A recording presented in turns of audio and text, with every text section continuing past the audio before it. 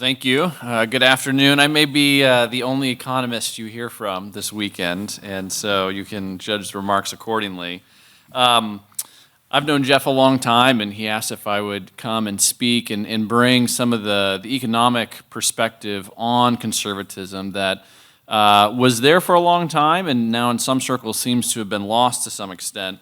My dissertation was on Adam Smith and his moral and political thought in the Scottish Enlightenment, so I had to kind of dig out some of my older work here. Now I do a lot of public policy commentary, but it was fun to put together. So I'm going to be making an argument this afternoon about the importance of free enterprise to conservatism and how we see that in the Scottish Enlightenment. So again, the claim that I want to make is that free enterprise has been a core doctrine of conservatism since at least the 18th century. Though it's been somewhat obscured in recent years with the rise of protectionist and industrial policy focus of the New Right and Trump's MAGA movement, true conservatives, I would argue, as opposed to mere reactionaries and nationalists, have always prized the ideal of free enterprise that was pioneered and championed by Scottish Enlightenment thinkers. Private property, freedom of exchange, reasonable taxation, open competition, and a strong rule of law all make free enterprise possible. They also encourage self-governance and political restraint, both key values of conservatism. The Scottish Enlightenment, I think, should be seen as a proto-conservative movement. Certainly when we contrast it with the French or the German Enlightenments, the Scots look conservative. But their leading lights, Adam Smith and David Hume, have been hallmarks in conservative writing and thinking. And when one throws in Edmund Burke as an honorary member of the Scottish Enlightenment, after all, Ireland and Scotland had a close love-hate relationship at that time, the conservative bent, I think, becomes undeniable. So this paper is making the case that the 18th century thinkers in the British Isles laid much of the foundation for modern American conservatism.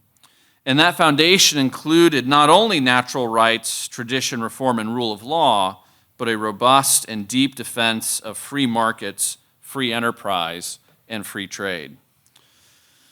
Now, Russell Kirk's book, The Roots of the American Order, makes a compelling case that the American Revolution was actually largely about preserving Americans' rights as Englishmen. Although a new political order emerged after violent conflict, the American founding had a conservative bent to it. They also focused on natural rights, tradition, constrained government and classical political ideas, not to mention having strong religious ties and affiliations, which made the American Revolution markedly different from the French Revolution. Now, one might object to placing too much weight on the influence of, say, Adam Smith or David Hume on the development of the United States, as they were contemporaries of the Founding Fathers. But I would like to point out a number of reasons we should discount that objection. First, many of the Founding Fathers read Adam Smith. Both Jefferson and Hamilton owned The Wealth of Nations, as did many others. Second, Hume and Smith were not the sum and substance of the Scottish Enlightenment. They were perhaps the pinnacle, but they emerged out of an intellectual milieu of other important thinkers like Francis Hutcheson, Maclaurin, Carmichael, Shaftesbury, Locke, Thomas Boston, and others. And then third, we can also see direct Scottish influence on the American founding through John Witherspoon, who emigrated from Scotland and taught James Madison and other important American figures at Princeton.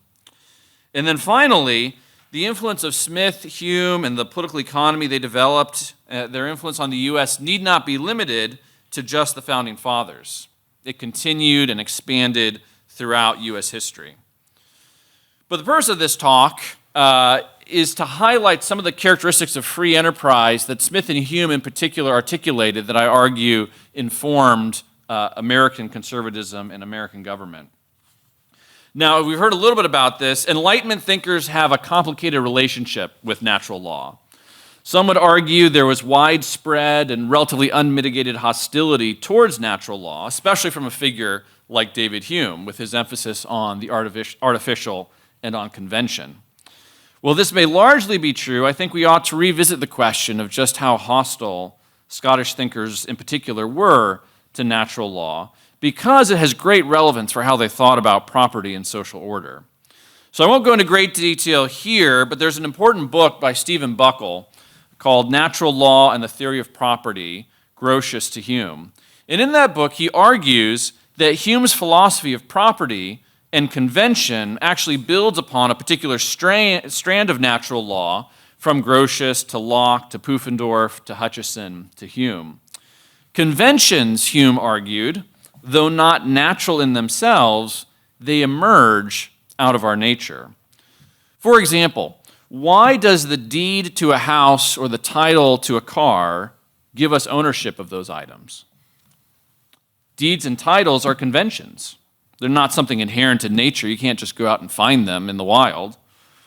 Right? And that means that there's no invisible, objective reason why these pieces of paper should grant us ownership of something.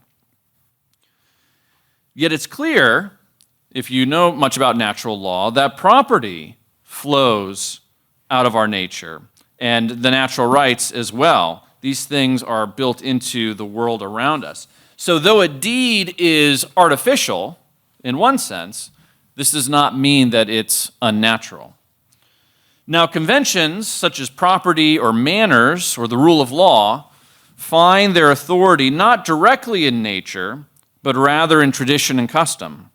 And this is where I think Hume and Smith take a fundamentally conservative turn. They generally advocated for reform rather than revolution because they recognized how fragile society and polity can be. Plus, being from Scotland and England not that far away, those countries had a rough go of things in the century and a half before they were writing, with revolutions and religious conflict. So they were well aware of the potential fragileness of social order. They wrote that property and law, along with tradition, are bulwarks against faction and tyranny. More than that, though, property in a regime that protected trade, profit-making, and competition conduces to the common good. And so it's worth quoting Smith's famous passage here about the invisible hand to describe the ways in which property and the use of property in pursuing profit leads to public benefit. This is quoting Smith. He writes, "As every individual, therefore, endeavors as much as he can both to employ his capital in the support of domestic industry and so to direct that industry that its produce may be the greatest value, every individual necessarily labors to render the annual revenue of the society as great as he can. He generally, indeed, neither intends to promote the public interest, nor knows how much he's promoting it.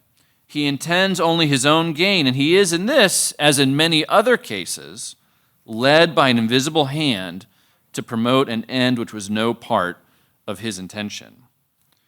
And so Smith and the Scots made a pragmatic case for the usefulness of property in markets, in addition to a principled defense of custom, convention, and rights. Their vision of an emergent or spontaneous order in markets via decentralized decision-making around personal interest radically altered the role of the statesman and the philosopher. No more did such people need to make plans or design extensive market or trade systems. Such plans could be left to those in the market themselves. In fact, Smith had great skepticism for government officials getting involved in the marketplace. He says, for example, that the statesman who should attempt to direct private people in what manner they ought to employ their capitals would not only load himself with the most unnecessary attention, but would assume an authority which could safely be trusted to no single person whatever, which would nowhere be so dangerous as in the hands of the man with the folly and presumption enough to fancy himself fit to exercise it. There are other famous warnings. I'm going to quote this passage just because it's beautiful and well known, and if you haven't heard it, you should. It is Smith describing why he's skeptical of government doing too many things, why government ought to be limited and constrained. And he describes what he calls the man of system, who believes that he can plan and direct society as he sees fit. So again, this is Smith. He writes, "The man of system, on the contrary, is apt to be very wise in his own conceit, and is often so enamored with the supposed beauty of his own ideal plan of government that he cannot suffer the smallest deviation from any part of it. He seems to imagine that he can arrange the different members of a great society with as much ease as the hand arranges the different pieces upon the chessboard. He does not consider that the pieces upon the chessboard have no other principle of motion besides that which the hand impresses upon them, but that in the great chessboard of human society, every single piece has a principle of motion of its own, altogether different from what the legislature might choose to impose upon it. If these motions are opposite or different, the game will go on miserably, and the society must be at all times in the highest degree of disorder. And so this man of system he criticizes for trying to run society like he would a chessboard. Now, coupled with his warnings about misguided political interference, Smith advocated regularly for what he calls natural liberty, to counter the aspirations of kings and politicians and even colluding businessmen. You've almost certainly heard about the difference between being pro-market and pro-business. Conservatives ought to be pro-market, meaning favorable towards private property, prices, and profit. That's where the invisible hand leads us to advance the common good as we pursue our ordinary business. That's where the legislature restrains himself and doesn't interfere. And Smith describes what happens when we have this world of restraint by political actors, where we have markets that are allowed to work, and property and private initiative and civil society. Again, Smith writes that when all systems of preference or restraint are completely taken away, the obvious and simple system of natural liberty establishes itself of its own accord. Every man, as long as he does not violate the laws of justice, is left perfectly free to pursue his own interest, his own way, and to bring both his industry and capital into competition with those of any other man or order of men. The sovereign is completely discharged from a duty in attempting to perform which he must always be exposed to innumerable delusions. And so for Smith, we should favor minimal restrictions on competition and extremely limited government intervention. Smith was critical of government overreach, and he was critical of a pro-business mentality that allowed businesses to harness government to protect their interests. This leads to cronyism, or in another well-known passage, Smith describes how people of the same trade seldom meet together, even for merriment and diversion, but the conversation ends in a conspiracy against the public or in some contrivance to raise prices. So this is not some overly utopian view of the world. He recognizes people are self-interested, but what he wants to make sure they don't have is the state to enforce their interests at the expense of everyone else. Now, Hume also argues similarly about limiting government, about how markets work and leaving markets to work. He famously said that we should have a government system that was knave-proof, if you will, right? A government where if only knaves were to govern, they could do relatively little harm. If you think about that for a second, you're probably hearing echoes of the Federalist here and are not surprised that Madison, again, a student of Witherspoon, who's from the Scottish Enlightenment, that Madison wrote in Federalist 51, if men were angels, no government would be necessary. And if angels were to govern men, neither external nor internal controls on government would be necessary. And so in framing a government, which is to be administered by men over men, the great difficulty lies in this. You must first enable the government to control the governed, and in the next place, oblige it to control itself. And so what I've hoped to have conveyed to you is that ultimately Smith and Hume and his contemporaries, including many of the American founders, were skeptical rather than optimistic about the function and the power and possibilities of the state. It's true they didn't have the modern libertarian non-aggression axiom in mind as what government should do, but they were concerned about tradition and property, liberty, and the tendency of governments to abuse their power. They were pro-market rather than pro-business. And so I'll leave you to reflect on our Q&A time to think about how these ideas reflect well or poorly on our current political regime and the new right more broadly. Thank you.